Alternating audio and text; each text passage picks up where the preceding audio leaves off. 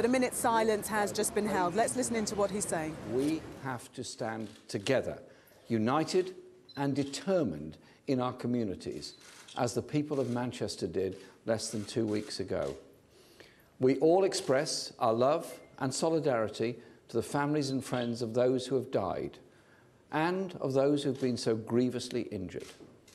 And though we find it difficult to fully imagine their pain, we feel for them, we're with them, and we grieve for those who have died. We pay tribute to the ambulance service and the fire and rescue service for their bravery and their professionalism, and especially to the police and the British Transport Police. They acted quickly and decisively to save lives. Their professionalism was again exemplary. And also our magnificent National Health Service staff, who are still working now to save lives and heal the injured. And let's express our admiration too for those members of the public who put themselves in danger to assist and protect others, even to the extent of confronting the murderous attackers. As in Manchester last month, their actions represent not just the best of Britain, they represent the normal, decent Britain, the quiet courage and compassion that will always, always defeat fear and hatred.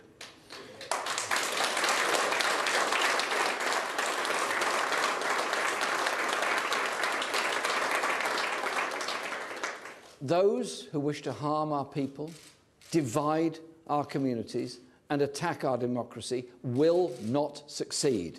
Our values of solidarity, humanity, and justice will prevail.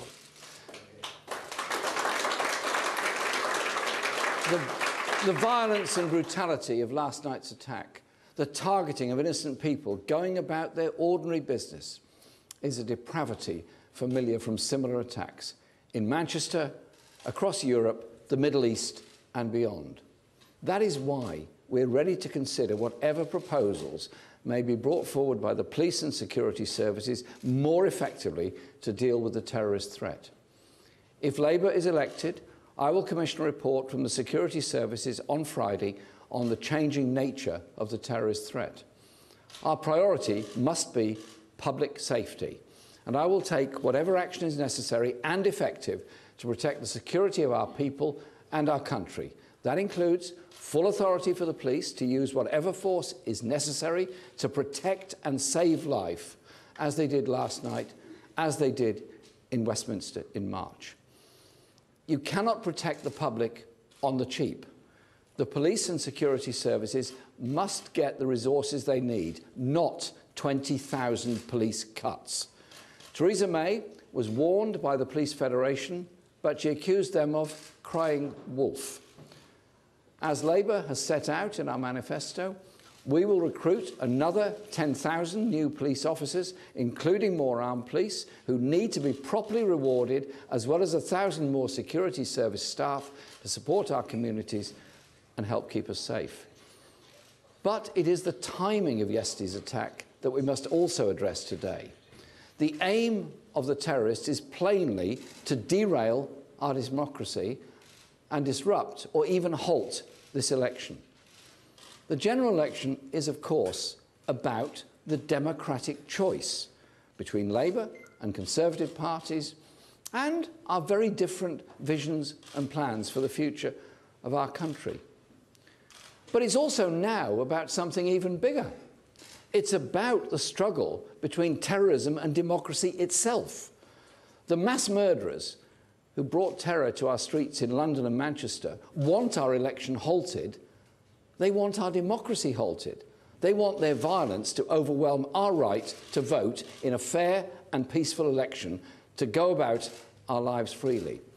That is why there can be no doubt that next Thursday's vote must go ahead. Neither can we suspend our campaigning. So I'm glad to be here in Carlisle, as scheduled, and launching our housing policy with John Healey tomorrow. Across London today, people have been carrying on, upset and appalled, but carrying on. To act otherwise would be to hand the twisted, depraved strategists of ISIS the political victory they crave. That is right, that we return to the choices the British people face on June the 8th. in the sure and certain knowledge that we have together, whatever our party views, already made the choice between democracy and terrorism, between freedom and fear. The choice you face on the 8th of June is a Conservative Party which has made it clear it will press on with another 5 years of austerity and cuts to essential public services to pay for even more tax handouts to the richest and the biggest corporations. Or the Labour Party, which is guaranteeing 95% of taxpayers will pay no extra tax, but is asking the best off and the largest companies to pay a bit more, to fund our hospitals, police, schools, decent pensions and childcare, to invest in good jobs and a growing economy, for the many, not the few. I don't hesitate to make the case for more tax from those who can afford it. It's taxation that underpins our peaceful, tolerant and civilised society. The police, security services, fire and rescue services, our National Health Service have all suffered cuts to pay for tax giveaways to the big corporations and the very richest. Here in Carlisle, you felt the effects of austerity. That's why we will increase funding in flood prevention and halt the Sustainability and Transformation programme that threatens to close and overburden A&Es and maternity units across the whole region.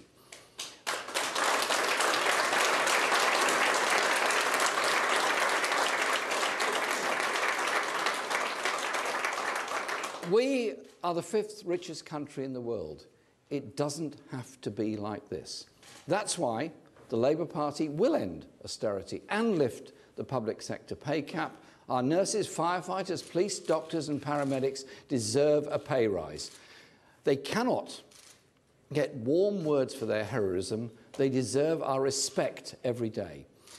If I'm elected Prime Minister on the 8th of June, I'll be asking the Commissioners of the Met Police and the British Transport Police for the names of those whose bravery should be commended, to acknowledge their heroism and of many others in our emergency services and among the public who intervened.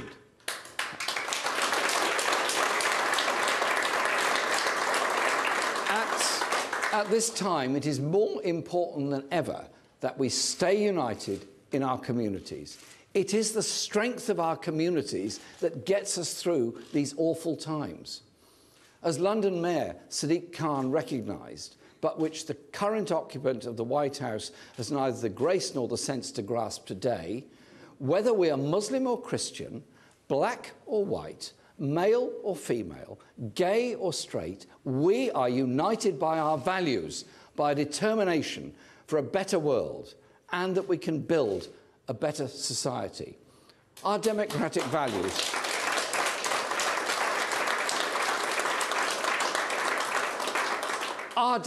values must be maintained. We must resist Islamophobia and division and turn out on the 8th of June, united in our determination to show our democracy is strong, however you decide to vote.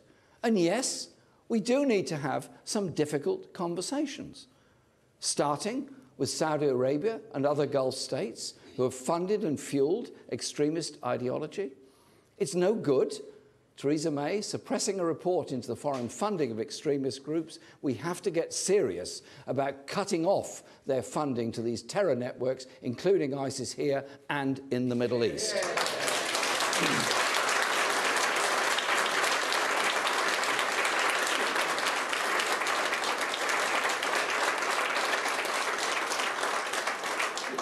No government can prevent every attack.